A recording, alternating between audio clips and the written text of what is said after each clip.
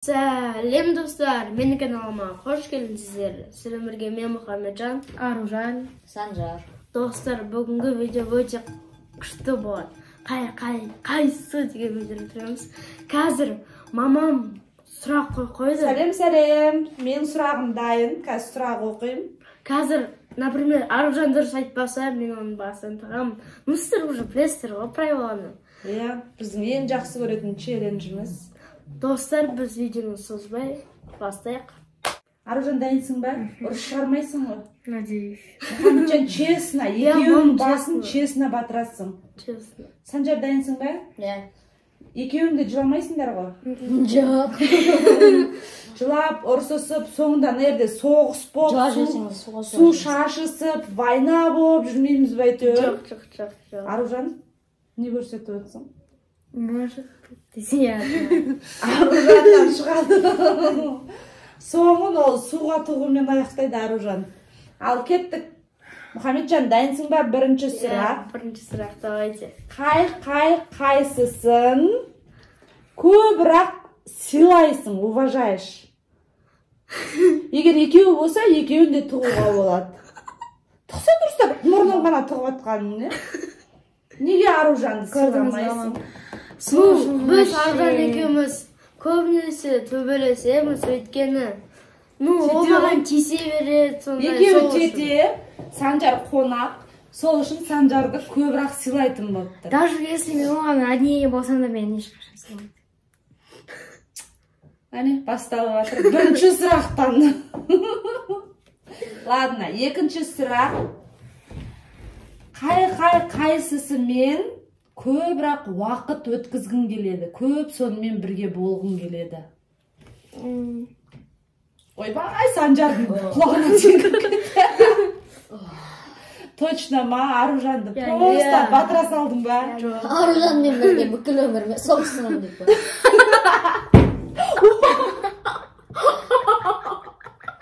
Көп уақытыңды өткізсең, көп уақытың соғысумен кететін Көп тамағымды келеді. Жарайды, келесі сұрақ. Үшінші сұрақ, достар. Үшінші сұрақ. Қайсысы сенің жыныңа тиеді, прям нервыңа тиеді жыныңа? Что-то ақырын тұқтың ма? Адемді жыныңа деп айтсам да, что-то ақырын тұқтың ма? Достар, Аружан екеуміз көпті соқсамыз. Не жетпейді екеуіңе? Неге соқсасың? Аружан өзі бірінші бастайды. Мен? Может быть, Видеоны да бастыра сөйлесіп жатыр едік. Сен ғой. Сен. Короче, Аружан бірінші бастайды, Аружанның Мұхамеджанның ойынша, ал Аружанның ойынша Мұхамеджан бірінші бастайды. Так, наверное, мен өзім бастайтын шығармын, там ішім пысып, наверное, специально өзім жасайтын шығармын, бірақ почти 80% рет Мұхамеджан маған бірінші тезге болады. Из-за того, что мамам, наверное, Мұхамеджанға мен үшін ұрысқан, например. Из-за этого. Сен үшін мен ұрысты. Ну и что? Төртінші сұрақ. Қайсысынан көп нәрсе үйренесің? Үйренесің бір нәрсені, өмір сүруді, мейірімділікті, қызғанбауды деген сияқты сондай өмірлік нәрсені, ойбай, по-братски. Аружанмен соғысып үйренесің ғой? Сенен соғыспауды үйренетін болып тұр ғой енді. Не үйренесің Санжардан? Не үйретіп жүрсің Санжар? Ештеңе, просто ойнаймыз ғой көбінесе. Ана ойнардың бір нәрсе, например. Келесі сұрақ. Қайсысымен саған көңілдірек, қызықтырақ? Достар, мен барлығын честно істеп жатырмын. Иә. Достар, біліп тұрған шығарсыз, өйткені не үшін қызық? Во-первых, мен Санжармен көп ойнаймын. Во-вторых, Санжар екеуміз почти практически төбелеспейміз. Сағынады бұлар, өйткені бір үйде тұрмайды ғой, екеуі айына бір рет кездеседі, сол үшін бір-бірін сағынады. Иә. Келесі сұрақ. Қайсысы саған көп көмектеседі? Көмектеседі. Мен басым тұқпайды кен ғой. Почти сенің жарты нәрсені істейсің, Аружан, Санжар емес. Санжар. Білмеймін, Санжар неден көмектесетін? Анау, бір нәрсе көмектес істеймін. Бүгін айтқам сол кезінде айтысты берді. Бірақ Мұхамеджанның анауында істейтін, мынауында пісіріп Көбінесе мынау негізі. Мынау емес, Аружан. Ой, Аружан. Көбінесе көмектесетін Аружан, бірақ сонда да Аружанға алғысы жоқ. Тете деген осындай болады екен. Ал енді, қайсысымен көп ойнайсың? Санжармен көп ойнайсың ба? Санжармен айына бір-ақ рет кездесесің. Біз телефонмен де ойнаймыз. Не ойнайсың? Звондап ойнайсың. Звондап ойнаймыз. Не ойнайсыңдар звондап? Ойын. Звондап ойнайтын ойын бар ма? Жоқ, звондап звондайды, біз екеуміз ойын бірге ойнаймыз. Красавар, екі қу. Келесі. Екеуісінің қайсысы башковитый деп ойлайсың? Басы мықты істейді. Неужели? Екеуі де башковитый. Екеуінің де басы күшті істейді, екеуі де бесік оқиды, екеуі де башковитый. Қайсысы телефонда көп отырады?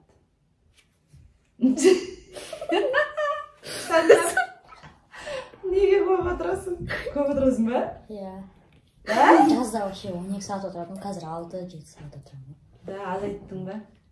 Сабаққа. И то сабақта неше сағат отырасың? Сабақта білмеймін. 5 сағат отырасың? Максимум 1 сағат отырамын. Мен 2 сағат. Жоқ, сабақта мысалы таңертең кетсеңде 5-6 сағат отырасың. Сол сияқты телефонда да сабақ сияқты отырамын деп қойсаң. Аружан сенші? Телефонда көп отырмын. Только тогда, когда скучно. Я көбінесе көп ойнаймын. Аружан көбінесе творческий адам, бізде бисер жасайды, сақина жасайды, тігеді, құдай-ау. Істемейтін жоқ Аружан.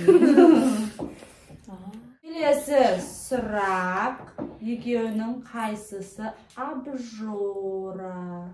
Тынбай тамақ жей береді. Мұхамеджан келсең тығамыз. Осы жерде Мұхамеджан десе. Қайсысы екеуінің енді? Көп тамақ жейді. Білмеймін. Так, ладно. Санжар сен жейсің бе? Санжар худой, бірақ... Жоқ, худой деп сұрап тұрған жоқпын, тамақ жейді деп. Бірақ нормально жейді. Аружан тоже нормально, бірақ қалай тамақ? Аружан таңдап жейді. Я, ол... Основном. Білмеймін, наверняка Аружан. Аружан, наверняка абжора. Мә, Мұхамеджан. Нет, мен Санжардың тамақ жейтінін көп көрмеймін. Екеуін де тұғында. Екеуі де кеуіп кетті, что-то. Беттер. Дұрыс болды. Ал енді Мұхамеджан тұғу керек. Иә, негізі Мұхамеджан тұғу. Екеуісінің қайсысы еңбекқор? Иә, еңбекқор. Санжар жалқау ма не? Жалқау. Өзім ойындай саған қалай кетті, Санжар? Жалқаусың ба не? Екеуісінің қайсысының күші көп? Мынандай. Аружан тазысы. Екі болған. Аружанда каратеге қатысқан, ойбой, ол да оңай емес. Санжар күреске қатыстың, сен? Күреске қатысты, тайквондо, Иә, Санжарында қатыспаған жоқ, Садиктен вообще бой без правила. Екеуің вообще соқсасыңдар ма? Санжар мен Мұхамеджан екеуің соқсасыңдар ма? Әне бүйтіп ұрып соқсасыңдар ма? Жоқ. Ана кезде салқытқанбыз далада футбол ойнаған кезде. Сен бізді разнить етіп атқан кезде басыңа доғақтар жер, помнишь? Екеуіміз соғысып кетіп жатырық па? Точно. Жігітше соғысып тұрады екенсіңдер оған, нормально. Тек қана бір-ақ рет, а так просто ренжісіп қаламыз иногда. Көбінесе, то есть. Енді келесі сұрақ, қайсысы тез ренжіп қала береді? Көрінген нәрсеге. Енді қыз ғой, дұрыс қой. Соның ренішін сен көтеру керексің, Мұхамеджан. Сен әпкең ол дейді. Мұхамеджанға түсіндіріп шаршағанске ол. Мен оны айтқан шығармыз уже. Иә. Санжар ренжімей ма не? Ол көп ренжімейді. Жігітше де? Иә, вообще ренжігенін көрмеймін. Кеттік. Енді екеуісінің қайсысы мейірімді? Екеуі де мейірімсіз ба не? Ой, мейірімді де. Санжар тек басын жайқап тұрсың ғой, тек мейірімсіз адам құсап. Қойш? Енді көмектесем ғой. Сол ғой мейірімді деген. Ал, келесі сұрақ. Пока деп алды. Қайсысымен көп ұрсыса бересің, ұрсысасың? Аржан даже дайын Даже болды. демалмай-ақ сразу өстіға Сразу дайын болды. Ну, я же уже знаю ответ. Санжармен қайшы ұрсыспайтын болып тұрсың ғой, иә? Иногда. Ну, иногда, иә. Қайсысымен жүрсең ішің пысады? Қайсысымен болған кезде в основном ішің пысады? Ешкіммен? Ішің пыспай ма? Екеуімен де ішің пыспайды? Екеуімен. Келесі сұрақ. Екеуінің қайсысы қызғаншақ? Қолындағы затын қызғанып бермейді, қызғанады. Да? Потому что бұл ұстаған кезде андай бар ғой. Ана жерін қызып тастайды, бір жерін сындырып тастайды. Анаяқта бір типа андай ойыншық бар да, какашка сияқты. Жоқ, мен заттар алып да, сосын орнына қоймайды. Алды да. Алдым ау кетеді. Жоқ, енді бұған вообще доверять не стоит. Мен оған добымды беремін. Енді добыңды жарып тастамайтын шығар, сен сияқты. Жорып тастайды. Ой. Жорып тастайды. Жорып тастайды. Короче, Аружан өзінің затын Мұхамеджанға ұстатқысы келмейді, себебі оның заттары қыздардың заты. Қыздың заты аккуратно, тиянақты. Мұхамеджан алған жерде, қойған жерде, ұстаған жерде. Алдында видео түсіріп едік қой, макияж істеу керек. Боянсаң атасың, сол кезінде Аружан нормально ұста деп. Конечно, сен кисочканы нормально жоғамай, былай жасайсың. Екеу ұрсып барадыр ғой. Кішкене нормально. Успокоились, все болды. Құрсын. Қанша? Келесі сұрақ. Қайсысы сенен ештеңесін аямайды, не сұрасаң да бере салады? Так, Аружан көбінесе істемейді. Бермейді, По идее, вообще бермейді да ғой оған. А вот Санжар маған иногда бір нәрсесін береді. Например? Например, білмеймін, например. Қысқарған киімді қойсай. Несін береді Санжар? Неңді беріп жүрсің? Идея берем да қойса, ақыл берем да қойса. Кому можно узнать, что человек врет? Иногда ол маған береді, но мен ұмытып қалдым уже. Жарайды. Бір нәрсе береді, короче. Қайсысының кесірінен көп ұрыс естисің осы екеуінің? Аржан, сенің бетің қалай кеуіп кетіп жатыр? Ол бет сразу сүртіп жатыр ғой. Су жоқ болып кетіп жатыр ғой. Сен де что-то батпаған адам құсап. Короче, Аружанның кесірінен сен көп ұрыс естисің. Ал келесі, осы екеуісінің қайсысынан қорқасың? Мойында давай. Екеуінен де қорқсаң, екеуінің де басын тық. Ешкімнен қорқасың. Бұл ең соңғы сұрақ болатын. Ешкімнен қорықпаймын. Раз-на-раз шығасың да?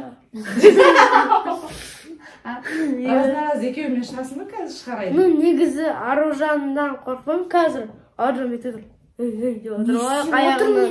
Сонымен қайсыдан қорқасың? Ешқайсынан. Екеуінен де қорқпайсың ба? Санжар сенен үлкен ғой? Үлкен болсам да қорқпаймын. Да, өйтіп қорқпайсыңдар ма? Қорқатындай деңгейде емессіңдер ма бір-біріңмен? Молодцы, сыйластықтарың жасасын деп қояды. Сол осы ең соңғы сұрақ болатын. Достар, бұл видео маған өте қатты ұнады. Маған да қатты ұнады. Мен бұл сұрақтың барлығын өзім ойдан құрастырдым. Бұрынғы сұрақтарына қарайын десем, уже кішкентай сұрақтар, сенімен кім көп ойнайды, сені кім жылатады деген сондай сұрақтар екен. Бұрында еще қайғайсың. Еще бұрында сенің любимый персонажың қандай. Енді олар бұл темаға қазір келмейді екен. Сол себепті мына сұрақтарды әрең таптым негізі.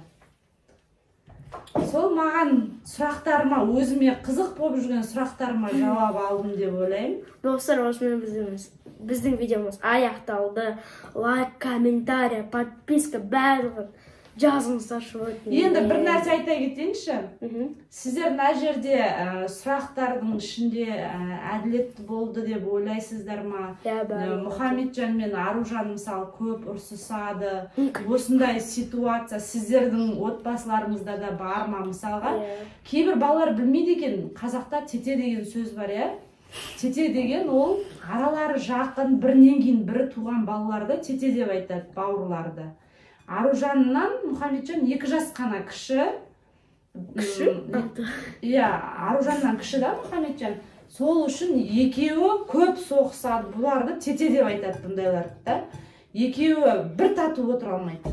Даже машинада отырса екеуі бір-бірімен соғысып отырады, ұрсысып отырады. Сонда бұл әр семьяда ондай тете адамдар бар деп ойлаймын. Әр емес. Сондықтан Аружанға жаңа Мұхамеджанның басын тығып атқандар дұрыс деп ойлайсыздар ма? Жоқ әлде Мұхамеджан сен кішісің ғой, Аружанды сыйлауың керек, ол сенің әпкең ғой деп жазасыздар ма? Немесе Аружан сен Мұхамеджаннан үлкенсің ғой, неге сыйламайсың ғой деген сияқты. Қалай ойлайсыздар? Комментарийға жазыңыздар осыны. Қош, сау болыңыздар. Ана ойнап отырмаса. Сау